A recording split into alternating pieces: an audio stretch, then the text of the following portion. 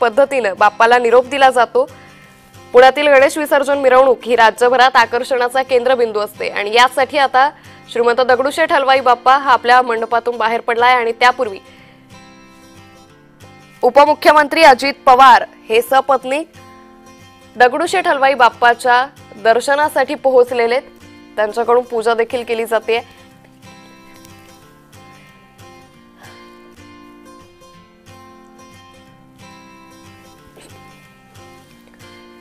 तर अजित पवारांनी दगडूशेठ हलवाई बाप्पाचं दर्शन घेतलेलं आहे।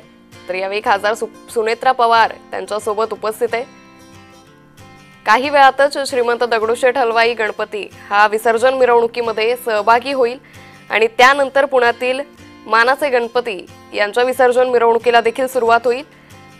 तत्पूर्वी ज्यावेळी श्रीमंत दगडूशेठ हलवाई बाप्पा हा आपल्या मंडपातून बाहेर पडला त्यावेळी उपमुख्यमंत्री अजित पवार हे दगडूशेठ हलवाई बाप्पाच्या दर्शनासाठी पोहोचल्याचं पाहायला मिळतंय। पुण्यातील गणेश विसर्जन मिरवणूक ही राज्यभरात आकर्षणाचा बिंदू असते। मोठ्या संख्येने पुणेकर या विसर्जन मिरवणुकीमध्ये सहभागी होत असल्याचं पाहायला मिळतं। पारंपरिक पद्धतीने बाप्पाला निरोप दिला जातो। लक्ष्मी रोड या परिसरामध्ये या सगळ्या विसर्जन मिरवणुका निघत असतात। प्रशासनाकडून जोरदार तयारी करण्यात येते आणि याच पार्श्वभूमीवर उपमुख्यमंत्री अजित पवार यांनी दगडूशेठचं दर्शन घेतलेले। खासदार सुनेत्रा पवार या अजित पवारांसोबत उपस्थित होत्या। तर आज वाजत गाजत जल्लोषात या बाप्पांच्या विसर्जन मिरवणुका निघतायत। पुण्यातील मानाचे गणपती हे या विसर्जन मिरवणुकीमध्ये सहभागी होतील। यावेळी प्रशासनाकडून नियोजन या पद्धतीने करण्यात आले, कारण मानाचे गणपती सार्वजनिक गणेशोत्सव मित्रमंडळ यांच्यामध्ये वादंग झाला होता। तर या सगळ्या विसर्जन मिरवणुकांची वेळ ही ठरलेली आहे, मात्र त्या वेळेच्या आधीच हे सगळे बाप्पा आपल्या मिरवणुकीमध्ये सहभागी होणं अपेक्षित आहे। त्याचप्रमाणे श्रीमंत दगडूशेठ हलवाई गणपती आता आपल्या मंडपातून बाहेर पडलेला आहे। अगदी काही वेळातच विसर्जन मिरवणुकीमध्ये दगडूशेठ हलवाई बाप्पा हा सहभागी होईल आणि दगडूशेठच्या दर्शनासाठी उपमुख्यमंत्री अजित पवार हे सपत्नीक गेल्याचं पाहायला मिळतंय। त्यांच्याकडून या ठिकाणी पूजा देखील करण्यात आलेली आहे। तर दुसरी दृश्य आपण पाहतोय मुंबईतील लालबागच्या राजाची। लालबागच्या राजाच्या दर्शनासाठी दरवर्षी मोठ्या संख्येने भाविक मुंबईमध्ये येत असतात।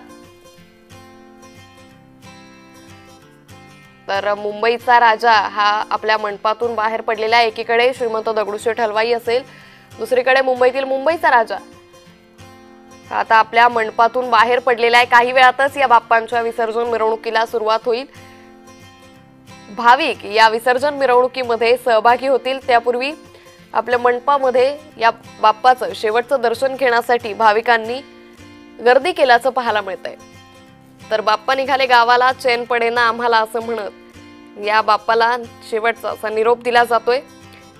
तर ही दोन दृश्य आपण पाहतोय। एकीकडे श्रीमंत दगडूशेठ हलवाई गणपती असेल, दुसरीकडे मुंबईतील लालबागचा राजा असेल। या दोन्ही बाप्पांच्या दर्शनासाठी भाविकांनी गर्दी केली आहे। खरं तर राज्यामध्ये मुंबई आणि पुण्याच्या विसर्जन मिरवणुका या आकर्षणाचा केंद्रबिंदू असतात आणि याच मिरवणुकांसाठी आता पुणेकर असतील, मुंबईकर असतील जल्लोषात सहभागी होत असतात। पुण्यामध्ये पारंपरिक पद्धतीने तर मुंबईमध्ये ढोल ताशांच्या गजरामध्ये बाप्पाला निरोप दिला जातो।